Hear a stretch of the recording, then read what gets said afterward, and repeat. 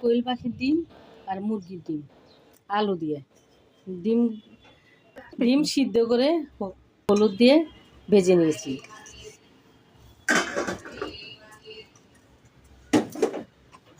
পেঁয়াজ ভেজে নিচ্ছি। আজকে 12 বছর যাবৎ এই বাসায় ভাড়া থাকি।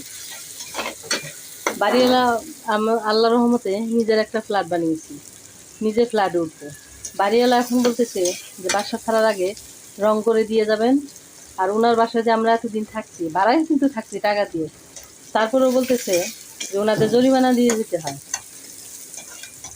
ওনারা এই জন্য ওনারা 50,000 টাকা জরিমানা ধরছে।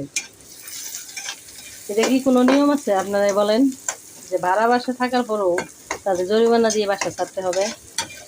কারণ তারা নাকি রং করবে, ঘরে কিছু কাজ করবে, এই জন্য টাকাটা আমাদের দিয়ে দিতে হবে।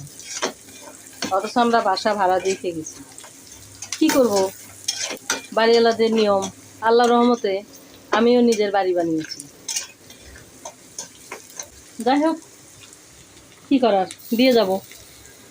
আচ্ছা, আমার পেঁয়াজ ভাজা হয়ে গেছে, দিয়ে দিচ্ছি আদা বাটা, রসুন বাটা। মশলা যাতে না পুড়ে যায় তার জন্য দিয়ে দিচ্ছি পানি, মরিচের গুঁড়া, হলুদের গুঁড়া। কষানো হয়ে গেছে, দিয়ে দিচ্ছি ভেঙে রাখা আলু আর পানি একবার দিয়ে দিলাম। ডিমও দিয়ে দিব।